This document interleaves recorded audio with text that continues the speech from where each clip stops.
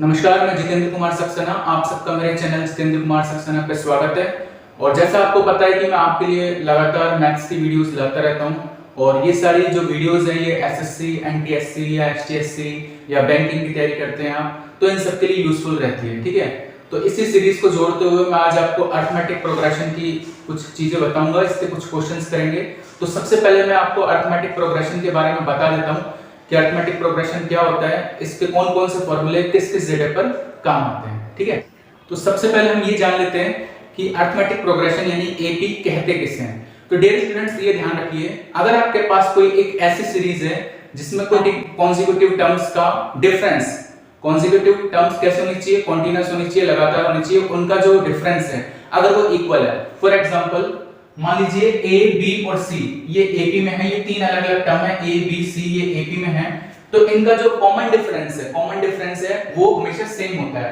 Second term में से first term को लेस कीजिए यानी b माइनस a कीजिए, और चाहे थर्ड में से आप सेकंड टर्म को माइनस कीजिए, तो जो कॉमन डिफरेंस है d, जिसका नाम क्या है dv, वो क्या होना चाहिए, इक्वल होना चाहिए।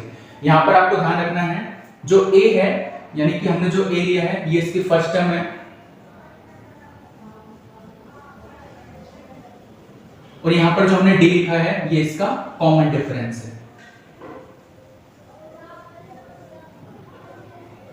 ठीक है, अब अगर बात ये आती है कि इसकी nth टर्म क्या होगी, कोई एपी है, इसकी आपको फर्स्ट टर्म a दे दी, आपको b दे दी, आपको c दे दी थर्ड टर्म, इसके बाद फोर्थ टर्म क्या होगी, फिफ्थ टर्म क्या होगी, तो इसके लिए फॉर्मूला होता है nth term of an AP, यानी nवीं टर्म क्या होगी किसी एपी की, तो इसका फॉर्मूला होता है a plus n minus 1 into D.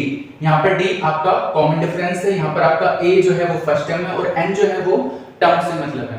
कहने का मतलब ये है, सपोज कीजिए n की वैल्यू अगर 5 होती, अगर n आप 5 लेते तो आप लिखते a5 का मतलब है fifth term of given AP. तो a5 आपका क्या होता, तो a5 equals to a plus 5 minus 1 और d, तो a प्लस 4d। तो कहने का मतलब ये डियर स्टूडेंट्स, अब आप इसको इस तरह से याद कीजिए, अगर आपसे a5 पूछ रहा है तो यहाँ पर एक कम यानी 4d आ रहा है, यानी आप a5 पूछा है तो आप 4d लिख रहे हो, a6 पूछेगा तो a प्लस 5d हो जाएगा, a7 पूछेगा तो a प्लस 6d हो जाएगा, a10 पूछेगा तो a प्लस 9d, यानी जो आपसे टर्म पूछी है उससे एक कम टर्म, यानी अगर n टर्म निकालनी है nth टर्म तो आपको n माइनस 1 टर्म को देखना पड़ेगा। ठीक है, इसके बाद आता है sum of nth term of an AP. इसके दो फॉर्मूले हैं, पहला फॉर्मूला है n/2 bracket 2a plus n minus 1d। ठीक है, और इसी से एक दूसरा फॉर्मूला आपका ये बना है n/2 bracket a plus l। l क्या होता है, देखिए जिसको आप an लिखते हैं वही आपका l होता है, l का मतलब है लास्ट टर्म। ठीक है, जिसको an भी लिखते हैं और किसी को tn भी लिखते हैं, ये आपको ध्यान रखना है। l की जगह आप an भी लिख सकते हैं और tn भी लिख सकते हैं। l का मतलब आपका लास्ट टर्म से है, जो कि ap के लास्ट टर्म है। तो इसी फॉर्मूले से एक फॉर्मूला बना है, ये बना कैसे है, देखिए ये इस तरह से बना है n/2, 2a को आप लिख सकते हैं a प्लस n माइनस 1 और इंटू डी। अभी मैंने आपको an निकालने का फॉर्मूला बताया, an निकालने का फॉर्मूला होता है a plus n minus 1 into D, और इसी an को आप l भी लिख सकते हैं, मतलब इसकी जगह पर आप l लिख सकते हैं। तो आपका जो फॉर्मूला बनेगा n/2 bracket a plus l, इस फॉर्मूले की तरह। तो ये कुछ फॉर्मूले थे जो मैंने आपको बताए। अब आइए इनके क्वेश्चंस देखते हैं।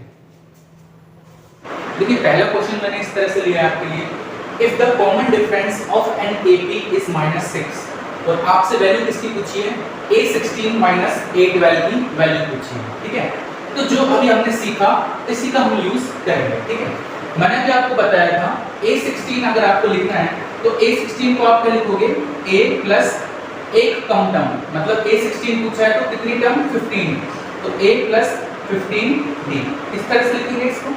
फिर माइनस A12 को आप किस तरह से लिखेंगे, A12 को लिखेंगे A plus 11D, A plus 11D, ये आपसे निकलवा रहा है, तो A plus 15D minus A minus 11D। Actual में आपसे वैल्यू ये पूछिए, a से तो a कैंसिल हो गया, एक्चुअल में आपको 4d की वैल्यू बताना है, ठीक है। 4d क्या होगा, 4 इंटू d का मतलब मैंने आपको बताया था कॉमन डिफरेंस होता है, और कॉमन डिफरेंस कितना गिवन है, -6। तो इसका जो आंसर निकल कर आएगा वो कितना होगा, -24। ऑप्शन नंबर ए बिल्कुल ठीक होगा। देखिए नेक्स्ट क्वेश्चन है, if third term of an AP is 11 and eighth term is 26 then find 11th term, ठीक है। जो हमने अभी तक सीखा, जो हमने फॉर्मूले देखे, इन्हीं का यूज करेंगे। देखिए आपको बोला है थर्ड टर्म, तो थर्ड टर्म को आप क्या लिख सकते हैं, a plus 2d। मैंने आपको बताया जो टर्म है उससे एक कम d हमेशा रहता है, तो थर्ड टर्म को क्या लिखोगे, a plus 2d, इसकी वैल्यू कितनी है, 11। इसी तरीके से एट्थ टर्म को आप लिखोगे a plus 7d, और इसकी वैल्यू कितनी है, 26, ठीक है। जब आप यहां से पहली इक्वेशन में से दूसरी को माइनस करेंगे, दूसरी में से पहले को माइनस करेंगे, तो a से a कैंसिल हो जाएगा, यहां से -5d, और इसकी वैल्यू कितनी आ जाएगी, -15। तो यहां से जो d है वो आपका कितना निकल कर आएगा, 3 निकल कर आएगा, ठीक है।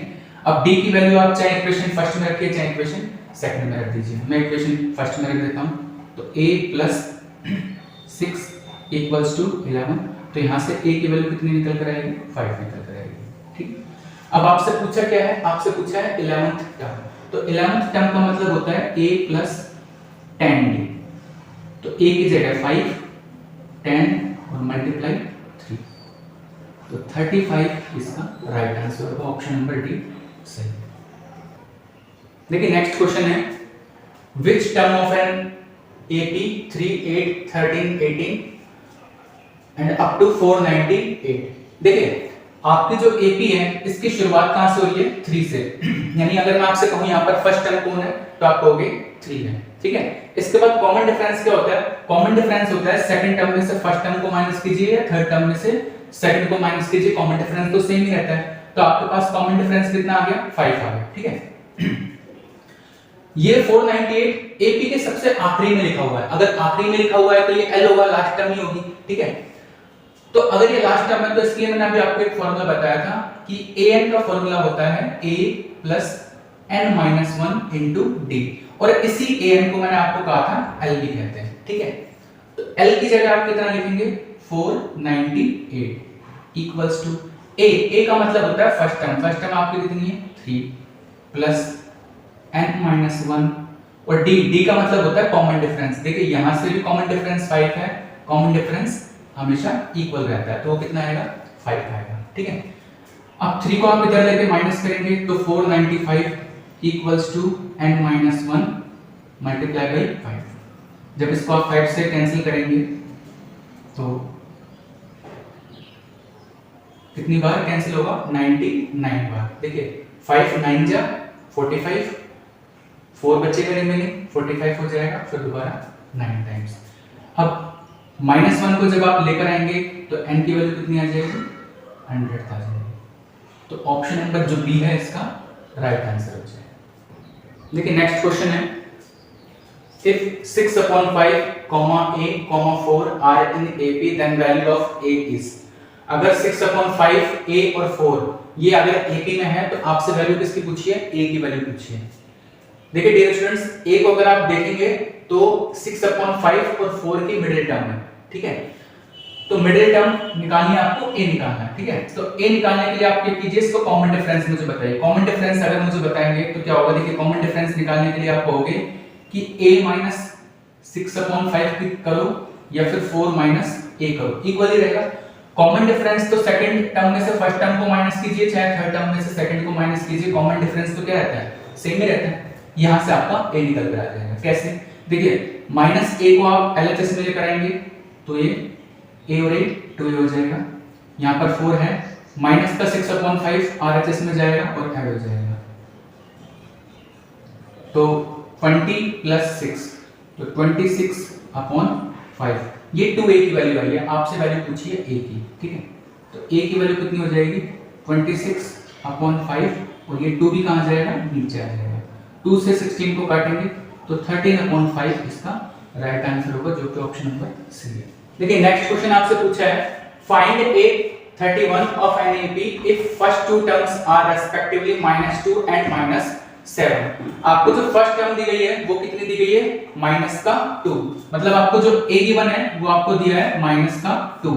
और d कैसे निकालते हो आप, d कॉमन डिफरेंस होता है, कॉमन डिफरेंस निकालने के लिए सेकंड टर्म में से फर्स्ट टर्म को माइनस कर देते हैं, मतलब -7 में से आपको माइनस करना है -2 को, तो आपके पास जो कॉमन डिफरेंस आ जाएगा वो कितना आ जाएगा, -5।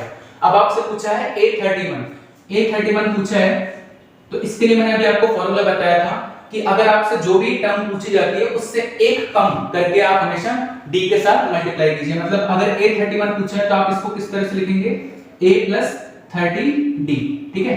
तो a की जगह आपको लिखना है -2 + 30, और ये मल्टीप्लाई किससे होगा, -5 से, तो -2 और माइनस का 150, तो -152 इसका राइट आंसर होगा, ऑप्शन नंबर ए बिल्कुल सही है। अगर आपको वीडियो अच्छा लगा हो तो वीडियो को लाइक कर देना, अपने दोस्तों के साथ शेयर कर देना।